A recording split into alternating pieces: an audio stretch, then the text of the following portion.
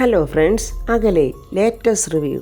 പത്മ ഋതികയോടും രാജുവിനോടും പറയുക, എൻ്റെ മക്കളെ, എനിക്കിതൊന്നും കണ്ടു നിൽക്കാനാവുന്നില്ല.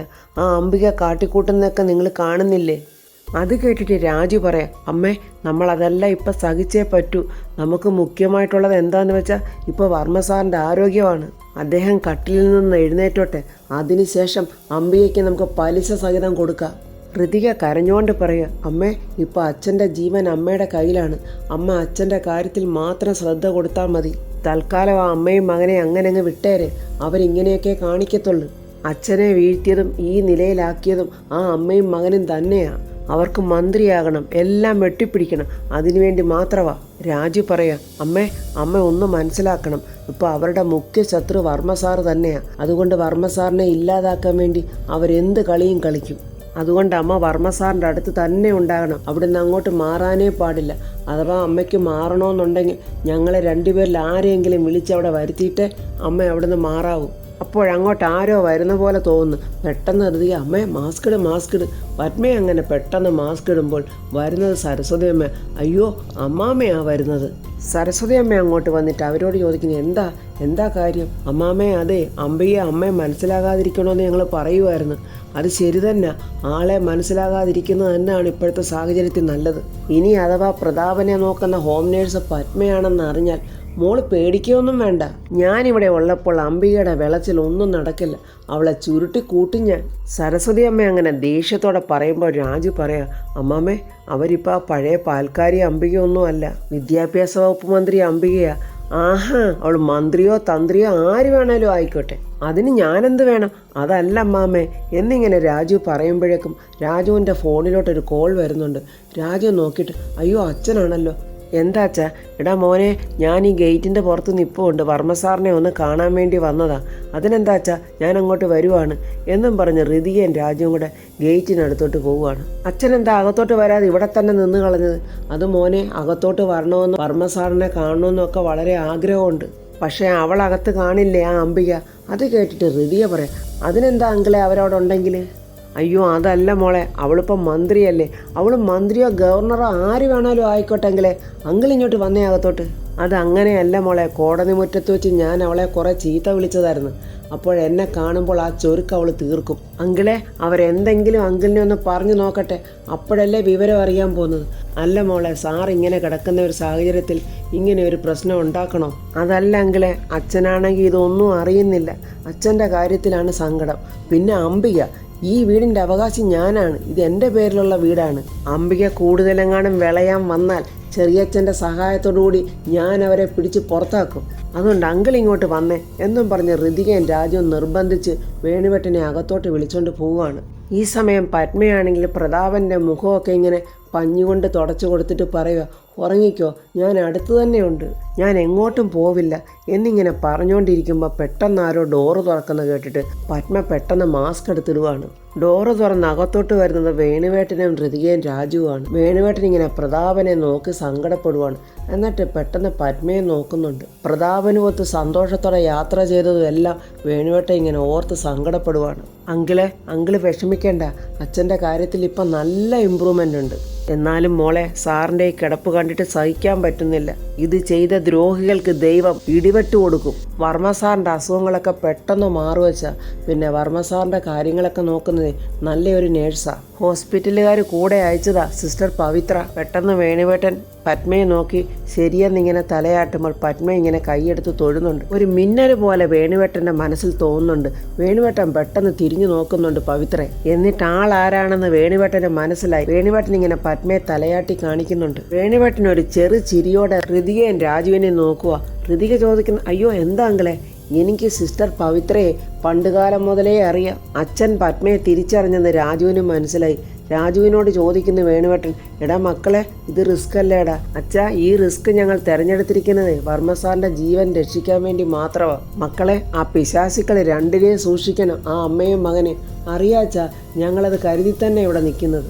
എന്നിട്ട് രാജുവിനോടും ഋതികയോടും പറയുന്നു, നിങ്ങൾ രണ്ടിൽ ഒരാളെങ്കിലും എപ്പോഴും ഈ പരിസരത്തുണ്ടായിരിക്കണം. മാഡം, ഉറക്കത്തിൽ കൂടെ ഒരു കരുതൽ വേണം കേട്ടോ. ഞാൻ സൂക്ഷിച്ചോളാം വേണുവേട്ട എന്നിങ്ങനെ പത്മയും പറയുവാണ്.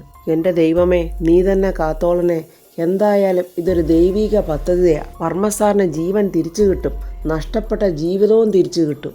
എന്നാൽ ഞാൻ ഇറങ്ങുക മാഡം, പറഞ്ഞതൊന്നും മറക്കല്ലേ എന്നിങ്ങനെ പത്മയോട് പറഞ്ഞിട്ട് വേണുവേട്ടൻ അവിടെ നിന്ന് ഇറങ്ങുവാണ്. അംബിക കാർ ചാരി നിന്നിങ്ങനെ എന്തൊക്കെയോ ആലോചിക്കുക. തല പുകഞ്ഞുള്ള ആലോചനയാണ്. സിസ്റ്റർ പവിത്രയെക്കുറിച്ചുള്ള ആലോചന തന്നെയാണ്. അവളെന്താന്ന് അങ്ങനെ സംസാരിച്ചത്? ഞാൻ പ്രതാപൻ്റെ അടുത്തിരിക്കുമ്പോൾ ഇതൊരു പേഷ്യൻ്റാണ്, ഈ പേഷ്യൻ്റെ അടുത്ത് ഇത്രയൊക്കെ സംസാരിക്കാൻ പാടുള്ളൂ, നിങ്ങൾ പുറത്തു പോകണം. ഈ ആങ്ങളെയും പെങ്ങളും സ്നേഹമൊക്കെ ഈ പേഷ്യൻറ്റിൻ്റെ അസുഖമൊക്കെ മാറിയിട്ട് മതി. അതിനുശേഷം പ്രതാപൻ്റെ മുറിയുടെ വാതിക്കൽ നിന്ന് ഹൃതിയോടും രാജുവിനോടും ഒക്കെ സംസാരിച്ചുകൊണ്ട് നിൽക്കുമ്പോൾ അകത്തുനിന്ന് പത്മ പെട്ടെന്ന് ഇങ്ങോട്ട് വന്നിട്ട്, ഇതെന്താ മീൻചന്തയോ? അകത്ത് കിടക്കുന്ന പേഷ്യൻ്റെ മുന്നിൽ ഇങ്ങനെ നായ് കുരയ്ക്കുന്ന പോലെ സംസാരിക്കുന്നത് നിങ്ങൾക്ക് അറിഞ്ഞുകൂടെ എന്നൊക്കെ അംബികയോട് സംസാരിച്ചതൊക്കെ അംബികയ്ക്ക് മനസ്സിൽ സംശയം തട്ടിക്കഴിഞ്ഞു. എന്നാലും അവൾ ആരായിരിക്കും? ആ ശബ്ദം ഞാൻ എവിടെയോ കേട്ടിട്ടുള്ളത് പോലെ തോന്നുന്നു എന്നിങ്ങനെ ചിന്തിച്ചുകൊണ്ട് നിൽക്കുമ്പോൾ ദീപക് അങ്ങോട്ട് വരുന്നുണ്ട്. അമ്മ വല്ലാത്ത ടെൻഷൻ പോലെ കാണുന്നുണ്ടല്ലോ. മിനിസ്റ്ററായാലും സന്തോഷിക്കുമല്ലേ വേണ്ടത്, അതിന് പകരം എന്തിനാമ്മ ഇങ്ങനെ മൂടൗട്ടായിട്ടിരിക്കുന്നത്? എടാ ദീപക്കെ, എന്നാലും പ്രതാപനെ നോക്കുന്ന ആ ഹോം നേഴ്സ് ആരാടാ? അവൾ മിനിസ്റ്ററായി എൻ്റെ നേർക്ക് തട്ടിക്കയറുന്നത് നീ കണ്ടില്ലേ? അവളോട് പോകാൻ പറയമ്മേ. അവളാര്? എൻ്റെ അമ്മയാര്? ആ അലവലാദികളോടൊന്നും എൻ്റെ അമ്മ മിണ്ടരുത്. എൻ്റെ അമ്മയെ മന്ത്രിമാരുടെ വില കളയല്ലേ. അതല്ലടാ ദീപക്കെ, അവളെ ഞാൻ എവിടെയോ കണ്ടിട്ടുള്ള പോലെ തോന്നുന്നു. അമ്മ, ഇതൊക്കെ അമ്മയ്ക്ക് വെറുതെ തോന്നുന്നതാ. വല്യമ്മാവനെ ചികിത്സിക്കാൻ ഒരു ഹോം നേഴ്സ് വേണം, അതിന് മെഡിക്കൽ ബോർഡ് വിട്ടതായവളെ. അമ്മേ, ഒരുമാതിരി അടുക്കള പെണ്ണുങ്ങളുടെ പോലെ അമ്മ ഇതിൻ്റെ പുറകെയൊന്നും പോവരുത്. അമ്മ ഒരു മിനിസ്റ്ററാണെന്നുള്ള കാര്യം മറക്കരുത്. ഇനി മുതലേ ഭരണകാര്യങ്ങൾ മാത്രം ശ്രദ്ധിച്ചാൽ മതി, അല്ലെങ്കിൽ പണി സെക്രട്ടേറിയറ്റിൽ നിന്ന് കിട്ടുവേ.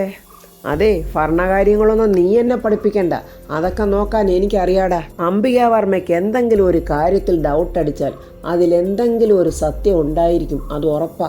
അതുകൊണ്ട് നീ പ്രതാപനെ ചികിത്സിച്ച ആ ഡോക്ടറെ പോയെന്ന് കാണണം. ആ ഹോം നേഴ്സ് ആരാണെന്നും അവരുടെ ഹിസ്റ്ററിയും നീ കണ്ടെത്തണം. അയ്യോ, ഈ അമ്മയുടെ ഓരോരോ വട്ട്. നാളെ ആകട്ടെ, ഞാൻ പോയി ഡോക്ടറെ കാണാം. എനിക്ക് അവരെ കണ്ടിട്ട് സംശയമൊന്നും തോന്നുന്നില്ല. എന്നാലും ഞാൻ അവരെ ഒന്നുകൂടി കണ്ടേക്കാം. എൻ്റെ അമ്മയ്ക്കാണെങ്കിൽ 6th സെൻസ് അല്ലേ ഉള്ളത്. അച്ഛനെ ഓർത്ത് സങ്കടപ്പെട്ടുകൊണ്ടിരിക്കുന്ന ഋതികയുടെ അടുത്തൊരു രാജു ചെന്നിട്ട് പറയുന്നു, ഋതു എന്തിനാ ഇങ്ങനെ കരയുന്നത്? വർമ്മ സാറിന് വളരെ ഇമ്പ്രൂവ്മെൻ്റ് ഇല്ലേ? ഒരു സമയത്ത് വർമ്മ സാറിനെ തിരിച്ചു കിട്ടുമോ എന്ന് പോലും നമ്മൾ ഭയന്നിരുന്നു. അതൊക്കെ മാറി നമുക്കിപ്പോൾ നമ്മുടെ അച്ഛനെ തിരിച്ചു കിട്ടിയില്ലേ? എന്നാലും എൻ്റെ അച്ഛൻ്റെ ആ കിടപ്പ് കാണുമ്പോൾ എനിക്ക് സഹിക്കുന്നില്ല രാജു. ഋതു എപ്പോഴും ഇങ്ങനെ കരയാതെ. വർമ്മ സാറിൻ്റെ ആരോഗ്യത്തിന് ഒരുപാട് വ്യത്യാസമില്ലേ? ഡോക്ടർ ഉറപ്പ് തന്നിരിക്കുമല്ലേ എത്രയും പെട്ടെന്ന് ഗുണമാകുമെന്ന്. ഇപ്പം നമുക്ക് എന്ത് ആശ്വാസമുണ്ട്? ആ ദീപക്കിനെ അംബികയെ ഒളിച്ചാണെങ്കിലും ഋതുവിൻ്റെ അച്ഛനെ നോക്കുന്ന ഋതുവിൻ്റെ സ്വന്തം അമ്മ തന്നെയല്ലേ. എൻ്റെ അച്ഛൻ എപ്പോഴും പറയാറുണ്ട്, സൂര്യമംഗലത്തെ പത്മാവതി മേഡം ഒരു ദേവിയാണെന്ന്. ആ ദേവിയാണ് വർമ്മ സാറിനെ ശുശ്രൂഷിക്കുന്നത്. ദേവി കരുതലും കാവലോടും നിൽക്കുമ്പോൾ നമ്മൾ എന്തിനാ ഋതു വിഷമിക്കുന്നത്? വർമ്മ സാർ ഒരു ഉറക്കം കഴിഞ്ഞ മട്ടില് വളരെ വേഗത്തിൽ അസുഖം ഭേദമായി എഴുന്നേറ്റ് വരും. അങ്ങനെ അച്ഛനെ ഓർത്ത് കരയുന്ന ഋതിയെ രാജു സമാധാനപ്പെടുത്തുവാണ്. എല്ലാ നന്മകളുമുള്ള ആ മനുഷ്യനെ, എല്ലാ നന്മകളുമുള്ള അദ്ദേഹത്തിൻ്റെ ഭാര്യയാണ് ശുശ്രൂഷിക്കുന്നത്.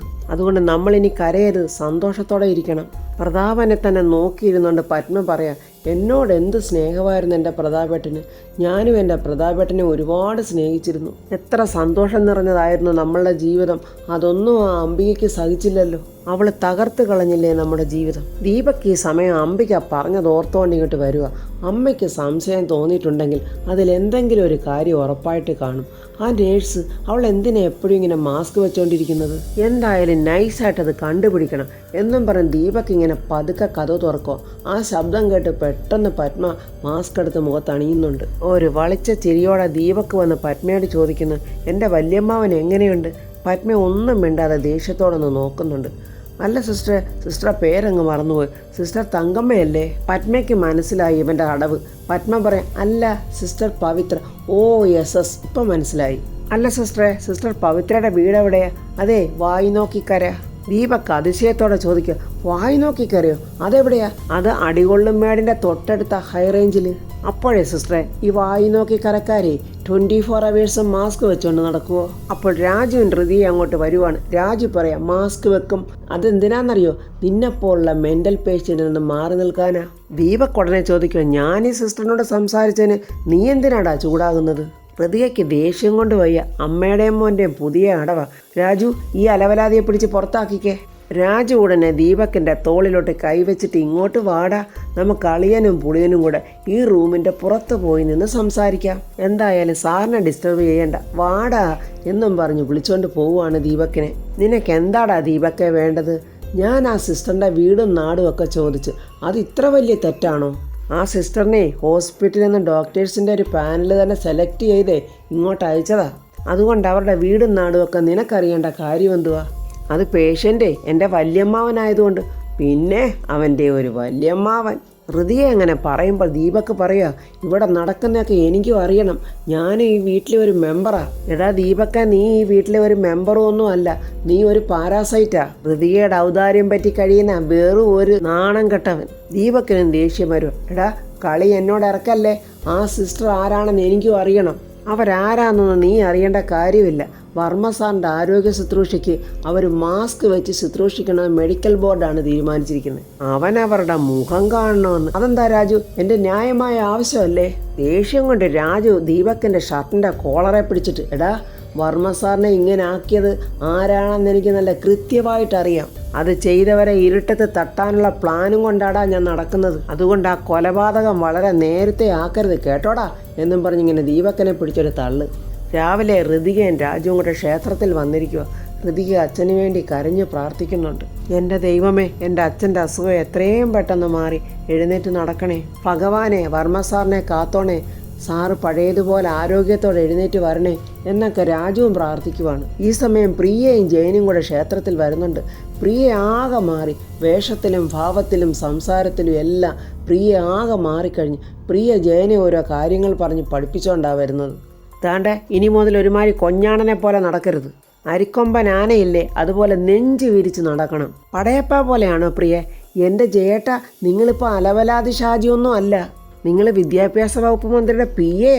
എടി പ്രിയെ, ഞാൻ എത്ര വലിയ ആളായാലും ആ അലമ്പ് കൊച്ചമ്മണി തന്നല്ലേ എൻ്റെ തള്ള. അതിന് ജയേട്ടാ, അവരെ നാട് കടത്തില്ലേ, അവരെ ഏതെങ്കിലും ഒട്ടകം തട്ടിക്കാണും. ഇനിയെങ്കിലും അവനവൻ്റെ വില കളയരുത്. 4 ആൾ അറിയുന്ന ഒരു പൊസിഷനില ഇപ്പോൾ ജയേട്ടൻ്റെ സ്ഥാനം. പഴയ കുറെ കച്ചട കൂട്ടുകാരില്ലേ, ഏതോ ഒരു സുശീലൻ, കീരി രതീഷോ, മുതലമോഹനോ, പാറ്റ വർഗീസ്, വേണ്ടേ ഇവന്മാരുമായിട്ടൊക്കെയുള്ള കൂട്ടുകെട്ടങ്ങ് ഉപേക്ഷിച്ചേക്കണം. കണ്ട ബാർബർ ഷോപ്പ്, പെട്ടിക്കട, ലോട്ടറിക്കട, അവിടെങ്ങും ഇനി പോയേക്കരുത്. എൻ്റെ ജയേട്ടാ, അവിടെങ്ങും പോയി വായി നോക്കി നിൽക്കല്ലേ. ഇനിയുള്ള കാലം സ്റ്റാറ്റസോടെ ജീവിക്കണം.